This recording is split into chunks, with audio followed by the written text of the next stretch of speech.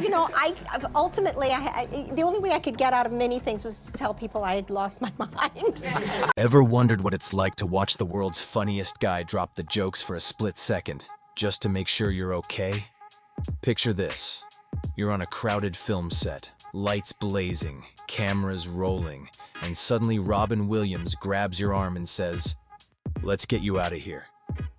That tiny moment flipped everything Sally Field thought she knew about him, and it might change the way you see him too.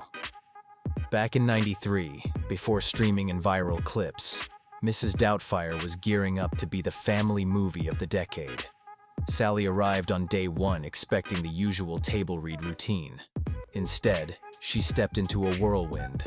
Robin delivered the first 3 takes exactly as written. Solid, professional, no surprises. Then, just when the crew thought they had the scene in the can, he shifted gears. Boom. New voices, goofy faces, lines that made the boom operator laugh so hard the mic wobbled. It was like watching a jazz solo that never hit the same note twice. For some actors, that chaos would be nightmare fuel. Sally Field, though, rolled with it. She stayed grounded, tossed back honest reactions, and suddenly their scenes felt like real life. Awkward pauses, genuine laughs, tiny sparks of anger. You can feel it on screen. That chemistry didn't come from rehearsals. It came from Robin treating every take as a brand new playground, and Sally trusting him enough to jump off the swing with him. But the real shocker hit when the cameras weren't rolling. In the middle of filming that tense courtroom sequence, the one where Miranda and Daniel finally hash it out, Sally got a call no one ever wants. Her dad had just passed away. She tried the old actor's trick of swallowing the lump in her throat and pushing ahead. Robin noticed before she spoke a word. He stepped in. No grand speech, no fuss.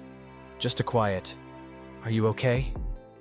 The second she whispered the news, he waved down the director and rearranged the entire day's schedule. Crew members shuffled lights and props without complaint because Robin Williams said one of them needed time to breathe. Sally left set knowing her grief mattered more than the shot list, all because the guy everyone knew as Hollywood's Energizer Bunny could also read a room like a seasoned therapist. That wasn't a one-off. Talk to anyone who lugged cables or slapped makeup on him and you'll hear the same thing. Robin made you feel seen. Lunch breaks?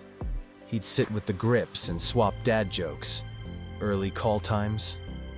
He'd remember the PA's dog's name and ask how the pup was doing. The man's currency wasn't fame. It was kindness.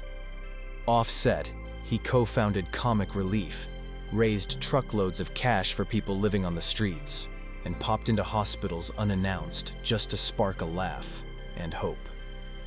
Yet under that blazing generosity, a darker battle brewed. By 2014, his sitcom The Crazy Ones had been axed, and public whispers said the legend might be losing his spark. He was handed a Parkinson's diagnosis that spring, a gut punch for a performer whose craft relied on razor-sharp timing and physical freedom. No one knew the full truth then.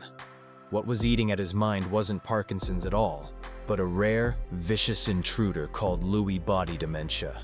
It hijacked his memory, sparked terrifying hallucinations, and yanked away the quicksilver wit that defined him. To the outside world, Robin still cracked jokes. Behind closed doors, he was watching the very thing that made him slip through his fingers. Friends saw flashes of fear in his eyes, noticed the tremor in his hands during coffee runs, but Robin rarely complained. That's the tragic irony. He who sensed pain in others couldn't always spell out his own. On August 11th, 2014, the news hit like a sucker punch. Robin Williams was gone. Memes stopped scrolling.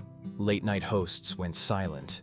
Strangers hugged in grocery store aisles because it felt like a personal friend had vanished. The tributes poured in. Billy Crystal choked up on live TV, calling Robin the greatest friend you could ever imagine. Barack Obama summed it up perfectly in one line: The alien who landed in our living room somehow touched every corner of the human spirit.